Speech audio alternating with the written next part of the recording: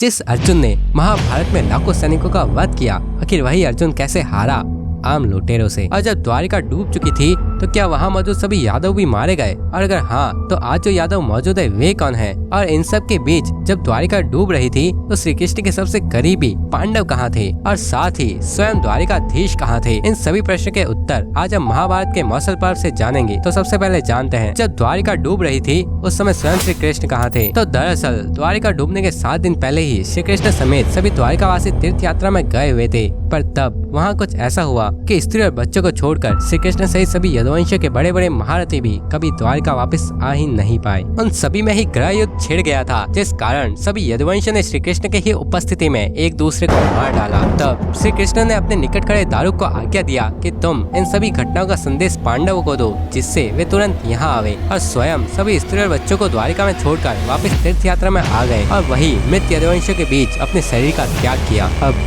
अगर आप इस घटना को विस्तार से जानना चाहते हैं तो हमने कमेंट में इस वीडियो का लिंक दे दिया है, आप इस वीडियो के बाद जरूर उस वीडियो को देखें। जब पांडवों को पता चला कि श्री कृष्ण सहित यदुवंशियों का अंत हो चुका है, तब सभी पांडव शोक में डूब गए और अर्जुन तुरंत अपने भाइयों से आज्ञा लेकर द्वारिका निकले। द्वारिका पहुंचकर उन्होंने देखा कि पूर्व काल में श्री कृष्ण द्वारा सुरक्षित होने से जो सबसे अधिक सनाथ थी, वे ही भगवान श्री कृष्ण के 16,000 अनाथ स्त्रियां अर्जुन को रक्षक के रूप में आया देख उच्च स्वर से रोने लगी। यह देख अर्जुन काफी दुखी हुए और उन्हें समझाकर अपने मामा वसुदेव जी से मिलने गए। तब अर्जुन ने देखा कि महात्मा वसुदेव जी पुत्र शोक से दुखी होकर पृथ्वी पर पड़े हुए हैं। अर्जुन अपने शोकाकुल मामा की वह दशा देखकर अत्यंत दुखी हुए, उनके नेत्रों में आंसू भर आए। अपने भांजे को आया देख वसुदेव जी ने चाहा कि वे अर्जुन को गले लगा ले, पर असमर्थावश वे ऐसा भी नहीं कर सके। तब वसुदेव जी ने कहा, हे अर्जुन, जिन कृष्ण का तुम सम्मान करते थे, जो प्रद्युम्न तुम्हारे शिष्य थे, जिस सात्यकी की तुम चलाकर प्रशंसा करते थे, वे ही आज नहीं रहे। यह सब ब्राह्मणों का शाप ही था जिससे यदुवंश का सर्वनाश हुआ। पर अब तुम यहाँ आ चुके हो, ये सभी द्वारिका वासी अब तुम्हारे अधीन है, तुम इनकी रक्षा करो। अब मैं निश्चिंत होकर अपने प्राणों का त्याग करूंगा। वसुदेव जी और अर्जुन इसी प्रकार शोक प्रकट कर रहे थे। तब रात्रि होने पर अर्जुन श्री कृष्ण के महल गए और वहीं पर निवास किया। पर जब सवेरा हुआ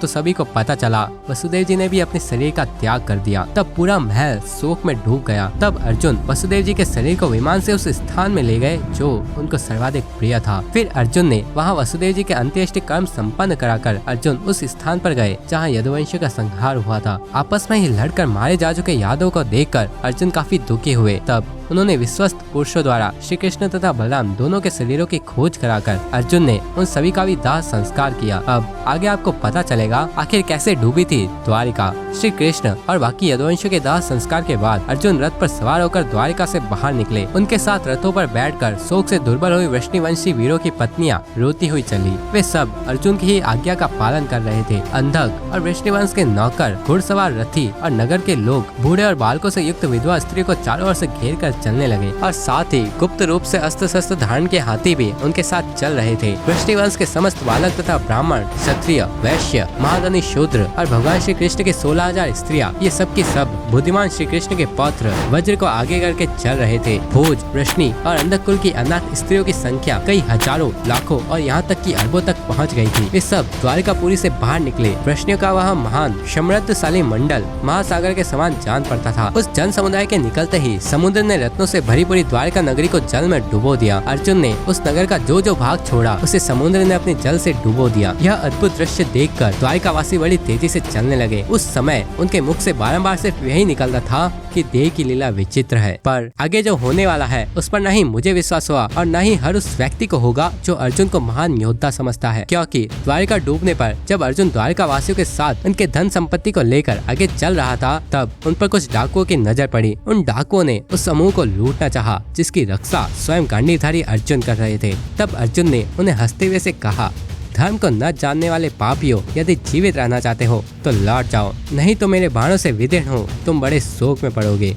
स्वयं अर्जुन के कहने पर भी वे मूर्ख अहिर नहीं माने। तब अर्जुन ने अपनी गाड़ियों पर प्रत्यंचा चढ़ाना चाहा, पर अर्जुन देखते हैं कि वे प्रत्यंचा भी नहीं चढ़ा पा रहे हैं। जैसे तैसे उन्होंने प्रत्यंचा भी चढ़ाई, पर जब उन्होंने दिव्यास्त्रों का स्मरण किया तब वे उन्हें भी भूल गए। इन सब से अर्जुन बहुत लज्जित हुए, क्योंकि अर्जुन के यथा योग्य प्रयत्न करते हुए भी वे हजारों लुटेरे यदुवंशियों की स्त्रियों को खींच कर ले जाने लगे। धन धान्य से संपन्न उस समूह को वे लुटेरे अर्जुन के रहते ही लूटने लगे। तब कुंती कुमार अर्जुन क्रोधित होकर सहस्त्र वर्षणी सैनिकों को साथ ले गांडीव धनुष से छूटे हुए बाणों द्वारा उन लुटेरों के प्राण लेने लगे। अर्जुन के सीधे जाने वाले बाण क्षण भर में सीण हो गए। जो रक्तभोगी बाण पहले अक्षय थे वही उस समय सर्वथा सय को प्राप्त हो गए। बाणों के समाप्त हो जाने पर दुख और शोक से आघात सहते हुए इंद्र कुमार अर्जुन धनुष के नोक से ही उन डाकुओं का वध करने लगे। अर्जुन देखते ही रह गए और वे मलेच्छ डाकू सब और से वृष्टि अंधक वंश की स्त्रियों को लूट ले गए। प्रभावशाली अर्जुन ने मन ही मन इसे देव का विधान समझा और दुख शोक में डूबकर लंबी सांस लेने लगे। अस्त्र शस्त्रों का ज्ञान भी लुप्त हो गया, भुजाओं का बल भी घट गया, धनुष भी काबू से बाहर हो गया और अक्षय बाणों का भी क्षय हो गया। इन सब बातों से अर्जुन का मन